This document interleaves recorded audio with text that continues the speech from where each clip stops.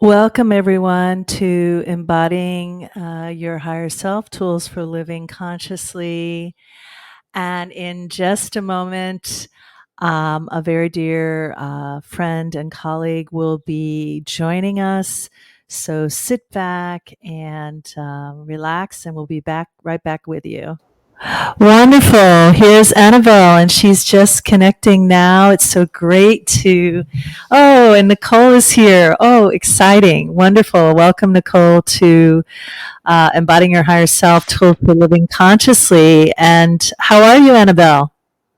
Yes, hi. Do you hear me properly? I can hear you quite well. I'm just going to turn up my volume. How about you? You're hearing me okay? Yes, very okay. Thank you. Awesome, awesome. So I'm just going to sign out of WhatsApp so we don't get any beeps during the show. It looks like some Nicole is here with us in the studio. It's great to have you here, Nicole.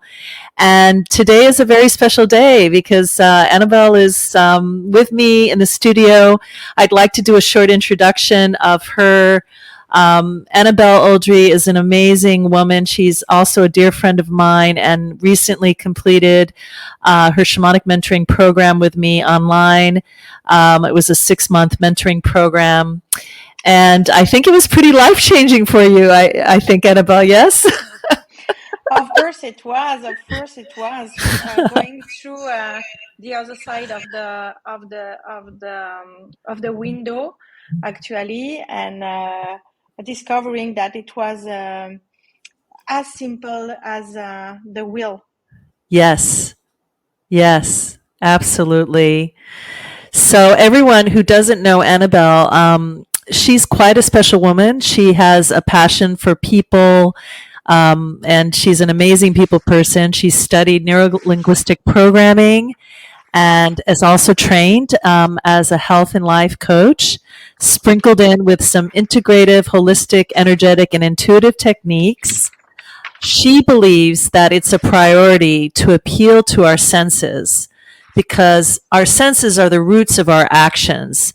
And for Annabelle, it was natural that she turned to the shamanic teachings with myself, Michele, as the next step of her journey.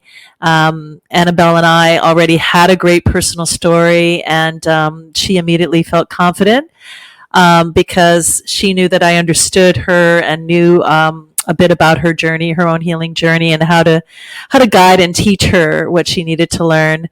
And thank you for those kind words, Annabelle. I really appreciate it. Annabelle passionately defends benevolence and humor in the service of well-being and achievement.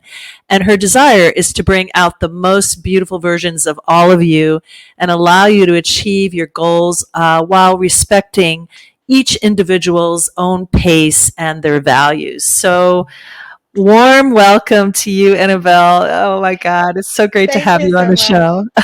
Yeah, thank you so much for this nice introduction. And it's always very great to hear the presentation from another person. So thank you Yes, for that. It brings me confidence because it's my first podcast ever. So thank you everyone to joining, and I'm very happy to experiment that today with you. And yeah, that's amazing how we can build a castle of so many things that we can bring with us along the way. absolutely, absolutely. And everybody who comes on this show, I do ask very similar questions because everybody's journey is so different, and it's really paved the pathway to who they've become in this moment, in this present moment. So I'd love to hear a little bit about how you came to healing, like what led you down this pathway. So I think the first step to that was really when I went on depression. I went on a very, very heavy depression, very long Yes. back. And it was more than 25 years back. And at that time, I asked around me if someone has already passed through what I was feeling. And no one seems having a depression. No one seems going to a therapist. No one seems to want to talk about this with me. So I was thinking, oh my God, I'm alone to live that. I am very weird, but it's okay. I will look for someone. So I looked to a therapist. He was a sophrologist at that time. Mm-hmm. And this is when I discover all the techniques, but not all the techniques, but a lot of techniques, a lot of listening, a lot of explanation of what I was going through, actually. And in the same time I was on a depression, I was also very excited to understand that it's okay. It happens to a lot of people, and there is other people to support you and to explain you what is happening actually, and to give you a hand and to give you support and to give you explanation. So in the same time, as it was very exciting, and I began after a few months, I was getting better. And I began to talk to people about what I was going through, that yes, I was on depression, I'm still on, but I'm getting better. Oh, did you know there is this? And suddenly when I was declaring I was on depression and talking to people, I saw a lot of people opening their mouth and telling me that they went through a depression themselves. So I was okay. That was a bit weird that no one wants to talk about it, but a lot of people are going through it. So it makes me think that maybe we have to be a little bit more open about what we are going through when we are down, and to be curious, and let's discover all these techniques to get better. And that was the first door I opened to this world. Well, thank you for sharing that story. And I think that kind of goes into the theme of this podcast today, which, you wanted to talk about how healing one heals many. And as we share our story, there's so much richness in that, and possibility for other people to acknowledge what they're feeling, like in depression or anxiety or whatever they're struggling with. We don't have to be in secret with it. And I love that, how you stepped up and shared your story, which I'm sure was scary to do that, in some ways, I guess. I don't know, was it? It was scary, and I was very naive also, because I was living in a world that people are nice and there is not much hurt to just say what we are feeling.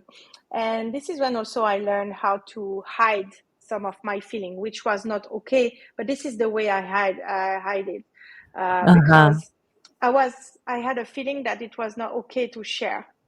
I was very naive, spontaneous. I wanted to share, okay, this and that. But as I was the only one to share, I was okay, maybe it's not okay to share. Well, okay. After a Mm. few years, I learned that it was okay.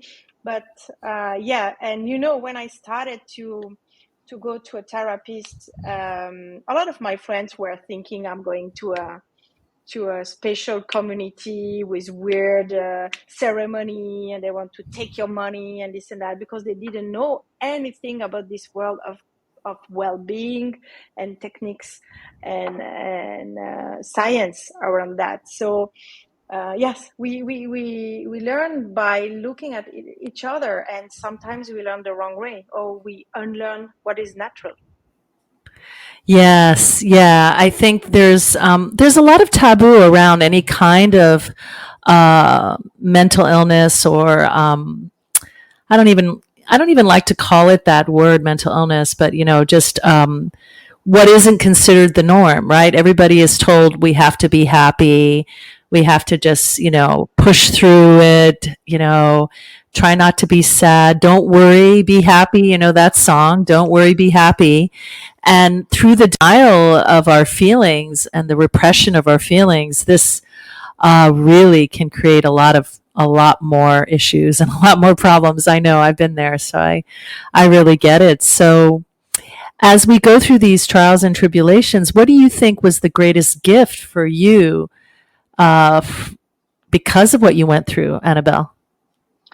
The greatest gift at that time, it was that there is a way to understand what happened Yes. and how to listen better, better listen to myself, better listen to others, because I noticed that maybe I was not also, when people don't talk to you about what they have, it's not only 100% one way, it's a 50-50. So maybe I wasn't proposing the right space also for other to be to feel safe to share. So it was also a lesson to listen better and to copy what the therapist was doing with me to make me comfortable to talk. It Hmm. also helped me to be patient with myself and other, more patient. And one thing I really discovered, even if it was also something that it's natural that we all have our own thinking and way of doing things. It's really the notion of understand other world map and to be able to put our feet in others' shoes. That helped me to be more compassionate and more patient. This is this three big step for me at that time. Beautiful. I love that.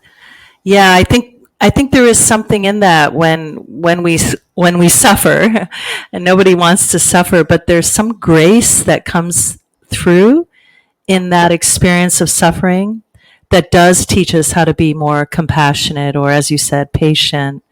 Certainly, it's helped me have more compassion for other people because in our all we all to some degree or another experience trauma in our lives. It's just an unfortunate reality. But at the same time, I just had a client here at my place, and he was really understanding how this was a beautiful opening for him, that we discovered this trauma and we were, together peeling away the layers of the experience. So yeah, I can see that. That's really beautiful. I'm glad you shared that. So tell us a bit about what you're doing now. What are you doing? I know that you're in the process of creating some pretty interesting projects. I'd love to hear a little bit about that as well. Oh, thank you so much. Yes. So I came back from Asia 1 year and a half back, and I had to recreate my ecosystem, environment, and everything here in Switzerland. So I'm in Switzerland actually. I'm Swiss in Switzerland, and I didn't know what will grow here because everything was new. It was almost 7 years I was abroad, so okay, I don't know what to do. So I planted some seeds. One was to open a coaching company. I've been approached with a very old friend for that. And another thing was to do more events with people, to do like a women's circle or workshop in various topics. And the first year, nothing really came up, but in 2022, everything was growing at the same time, unexpectedly. And suddenly we launched our coaching company. The name is High Up Me. And we coach students, we coach for health, for life. We coach also managers, we coach team, etc., etc. So we have finally launched this company last year. And in the same time, with another person, we had this big dream to do more events. So instead of starting small with small events, we just decided to go right away to a festival. So we wanted to organize a festival because what we wanted to do is to organize something we wanted to go, and there was no festival of well-being at that time. So we decided to open this festival, and we started to organize, and now we are in the process to finalize all the intervents. And this festival will take place on the 2nd and 3rd of September this year. And we are very happy because a lot of people are very motivated to come and make a conference, workshop, experimentation. We had food truck, concert, DJs, you name it. And it's very, very various. We will also have, like, I discover myself a lot of techniques, going to a holistic sexologist, to we have a psychiatrist. Sorry for my English. It's not my language, so excuse me. We have a psychiatrist. She's one of the fourth validated by the state, so by the country, to use psychotrop for therapy with patients, and especially with people who are suffering from form of autism. So, for instance, this lady will give us a conference on that. We have also a DJ coming, explaining us the 432 megahertz frequency, which seems being the frequency of the world, and how he's working with the sounds to make people dance on a special frequency. So I'm very excited about this project, because we will discover ourselves many techniques of well-being that are available everywhere now, and also give a platform for these amazing people to discover what they are doing. So yes, that's my big project project now. Yes. Wow. That's amazing. So you said there's a therapist. Is she doing like working with psychotropics, like Yeah. like working like a sort of what's the word I'm looking for? Like God, my mind is blanking out.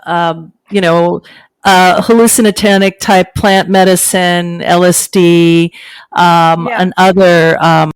Yeah, I can't think of the word. I like it was something I There was is. thinking of studying, right? And my Yeah. English is going Yeah. too. So yeah, if Nicole, you can help us out and type it in the box. We're both drawing a blank here, but yeah. So that sounds like an amazing festival, and I hope I can make it there. That would be incredible if I can join as well. And I'm putting it out to the universe that it'll be possible. But that sounds incredible, and I'm sure a lot of people will be interested to attend. What is the website for that? Do you have a website or a way people can get direct information about that wellness So expo that's happening? yeah, we don't have yet a website. We are under construction. We just finalized the budget and things like this, but we have already, everyone wants to join, so it's very, very cool. We have just created the first page for the festival on Instagram, Okay, and what is that called? What is that called? it's called Osmose. In French is OSMOSE underscore festival. So this is, Oh, okay. Let me add that to the comment box. Osmos underscore festival for yeah. Instagram. Is that right? Yeah, it's Instagram. We just create the page, so you will have a few information now. But starting a few weeks, we will have the full communication, and we're very happy. We have also a group of women who are healing people with the sound, and they have like 50 bowls and other instruments, and they are doing an amazing job. So they will be there also. So we also contacted by people who are doing biodynamic relaxation. I don't know what. So I'm very, Oh. very happy that this friend's idea to go to a festival doesn't find a festival, but finally decide to organize the festival they want to go. It's bringing so much platform for people like us who are passionate by discovering, being curious, but also sharing, transmitting what we know with other, and exchanging time techniques and everything. And I think it was so easy for us to organize that. We even had the location for free because the guys, when we explained the festival, they were so high with this idea that they, okay, as it's your first year, we give it for free. So there will be a Wow. universe with us for sure, 100%. And we were okay, okay. That's amazing. So amazing. So, again, for everybody listening in, it's Osmos, OSMOSE underscore festival. And they'll be having a lot more information as time goes on. But yeah, it's going to be happening September 2nd and 3rd, 2023 in Switzerland. How exciting. Wonderful. So, I'd love to just kind of go back into, Yeah. your healing journey, and also just like maybe out of all the tools you've learned, what is a great tool that really is your go-to tool that has helped you in your life? Our listeners love to get new tools, new ideas that can help them in their lives, so I always ask that question. So my everyday go-to tools, it's the gold shower. It's really, yeah, I know it's funny in English, but at least you can smile at it. But it's really to after a very long day, or starting the morning, to have this purification, and under the shower, and imagining that I have really gold light coming to my body to purify and to give energy and give sun and everything positive. It's really simple. It's really easy. It doesn't take time, because the plus point is that anyway you are taking your shower. So why having this amazing shower in the same time? So I think it's really simple. And Okay. yeah, and another one that I like to do, when the time, if the mood is going down, and you're a bit lost, and you don't know where you are in your life. Okay, I don't know if everyone is having this this point of time in their life, but I imagine that it can happen to everyone. The first tool I use is the wheel of life. It's to really draw a circle, and to have some different part with what is important in your life. Maybe, I don't know, family, work, social, food, health, you name it, and to put a scale from 1 to 10, and just to put for every topic where you are, between 0, which is of course the worst, and 10, the best. And then you draw it, you link the point, you draw it, and you put a date, and you keep it, and you choose 1 or 2 area you want to work on. It can depend on your energy, on your level of time that you can commit, and you just choose one of the area. And then the second things to do with this is to just do a positive inventory about the topic, because Mm, everything cannot be totally wrong. So we right. always may find something positive, and I will say find at least 3 things positive that works on that topic, and 3 things that you can do to improve. That's it. Hmm. And it is already amazing, because when we are very low, we don't need to do too much. Yes, that's true. That's really helpful. I love that. Taking inventory of your life, three things that are really good about it and positive, and then three things you'd like to improve. And just putting that on paper sometimes can really help to, bring more ease into people's lives. I love that idea. That's really great. Yeah, that can also help you to compare time to time. Oh, yeah. Oh, 6 months back, I already had this moment. I was not that confident on where I am and where I want to go. Right. And okay, I say, oh, family was at 2, and now I measure it at 4. oh, so I improved. Finally, I'm getting better. But we can be surprised about ourselves also.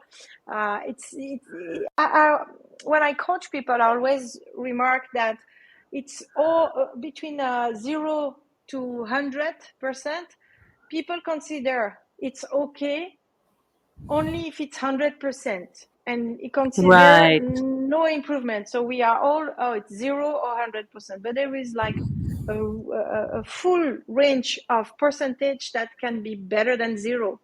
So we have to learn. It's difficult. I'm also work in progress to put the percentage of what we achieved or what we need to achieve more between this 0 and 100. There is a full range of success. Right, exactly. Exactly. And we don't have to be stuck on getting it perfect or getting it 100%. I love that. Because I think people do get stuck on that and they don't feel, that they're Yeah. making progress. But this whole taking inventory of your life, I think, is a really great tool. I love that you shared that.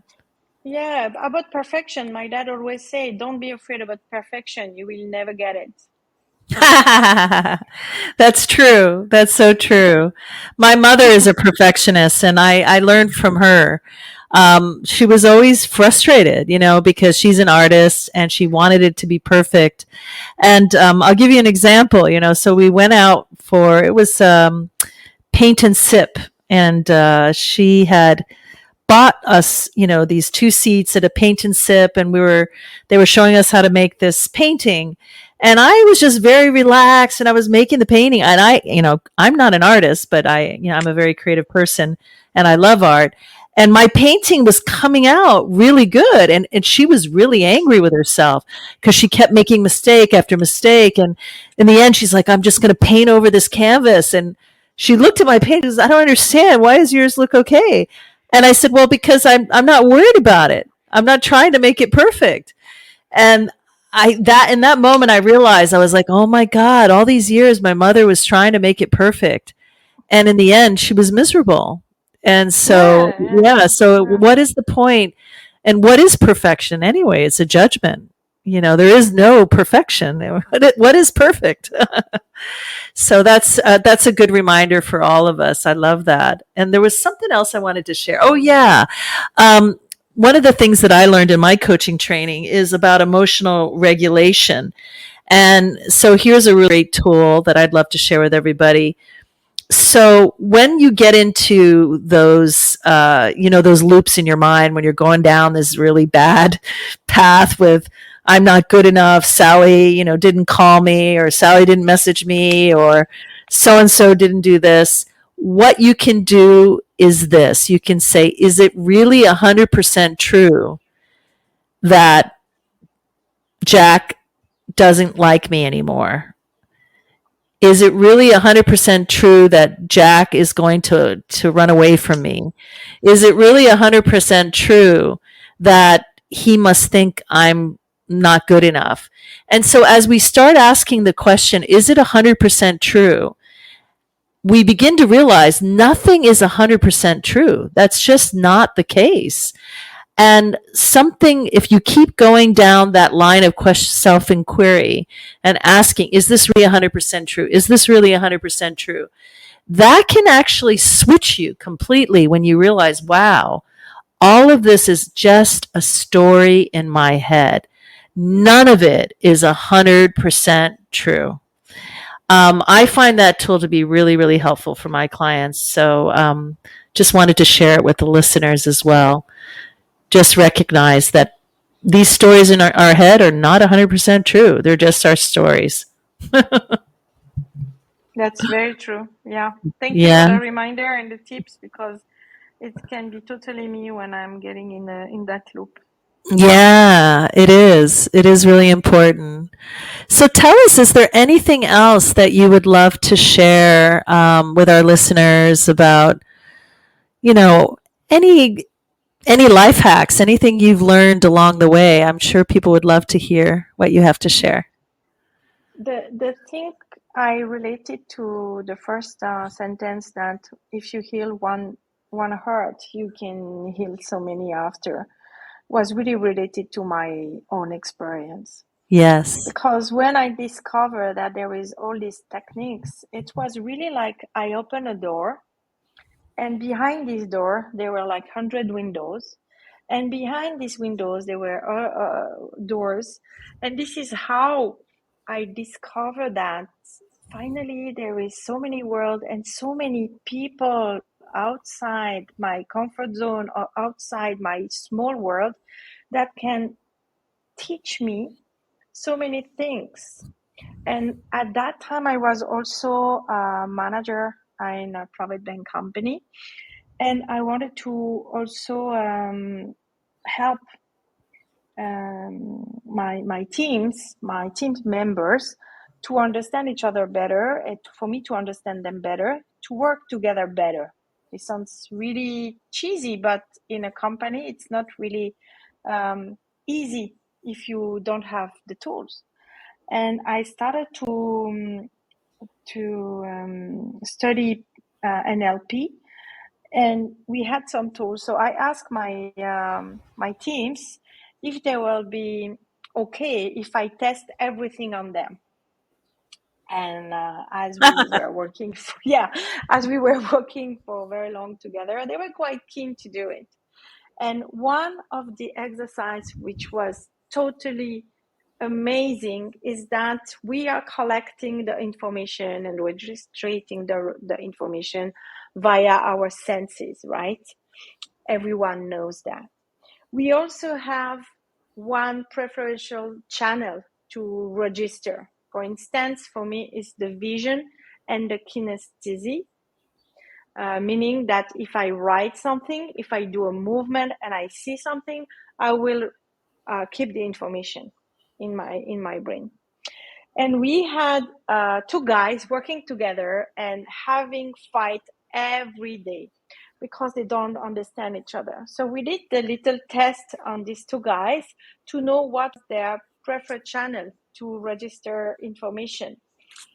And we came to know that the first one was a pure visual, meaning that he could register the information by seeing it. So you have to show him. And the second one was a pure auditive, so meaning you have to explain everything with words. So the pure visual was showing the pure auditive what he wanted him to do. Ah. So as the pure visual was saying, so you see, you do that, you do this, you do that, you do this. When you listen, you do that, you do this, you do that, you do this. You don't know what you have to do. So this is why the pure auditive was arguing with the pure visual that he could understand what he was saying and the instructions were wrong. Same for the pure visual. When the pure auditive was explaining in very details what is the issue and not showing him anything, he was like, I don't see what you say. And we can listen the word, I don't see what you say. So when we discovered that, finally we did the test together and we had a lot of fun with this. And we found trick for them when they explain to really match to the needs of the audience that you have. And since that day, they were working very well together. That was a reveal. That was a real reveal. That was amazing how everyone also look at that and say, what a change on a so small things. And it's what we say, sometimes when you have a bow and an arrow, sometimes you don't need to move too much. Sometimes only a few millimeters helps you to reach the target. And that was that. What a great example. I love that story, Annabelle, because it's so true. We are different types of learners, the auditory, as you mentioned, the kinesthetic, the visual, and what is the other one? Are those the main ones? Auditory, kinesthetic, visual. Um, and I'm wondering if there's another one that I'm missing. Is there something else I'm missing? Actually, we all register everything with all our senses. Mm-hmm. with the smell, the taste, and everything. But we support this with a preferred channel. Some people have 2 or 3 preferred channel, but normally we have 1 preferred channel, but we are supported with 5 of our senses in real Right. time to register Right. information. And the strongest memory is always the smell, Mm. always, because this Mm. is the hardest to work with when you have Mm-hmm. to unlink a trauma with a smell. This is the hardest, but there is technique for that also. Amazing, amazing. I do know a bit about NLP, and I have some people in Yeah, my life that are NLP practitioners, and I do feel that it's a really powerful modality that can really help people change their their mindset and their behavioral patterns, which is really important if we want to be happy in our lives. So yeah, it's been so great to have you on this show today. And I just want to repeat to everybody that Annabelle is having. What do you call the Wellness Expo? What is the actual name of it? What are you calling it? the festival, Yes, it's a Osmos festival. it's just Osmos Festival. It's So like it's osmosis English, but as I've chosen this name, I think I was 20 and I'm almost 50. So it's Osmos Festival. And if anyone is coming to Switzerland, please drop me a message, and we will happy to make you discover our nice city of Lausanne, first of all, and then to welcome you to the festival. And for any other things you want to share or anything, of course, you can contact me. No problem. And thank wonderful. you so much, Michele, for having me today. It was a real pleasure. And a special hello to Nicole. That was my partner in this shamanic journey that really changed my life, and I can only recommend to have a taste of it, and then to discover. It was really great, and it opened another pen of spirituality that I was looking for. Oh, thank you, Annabelle. It's been so great to have you on the show. And yeah, everybody, I really recommend. I mean, are there going to be pre-sale tickets going on for the Osmos Festival? By the way. Yeah. We will communicate on that very shortly. Yes. Okay, good, good. And I think that they're priced very affordably. So I think if you're in Europe, please, anybody who's listening in, I highly recommend you check it out. It sounds like an amazing festival that I really hope I can join. And I'm in Mexico. That's why I'm saying to everybody, I'm not sure if I can make it. It's pretty far for me to go, but We are working on it.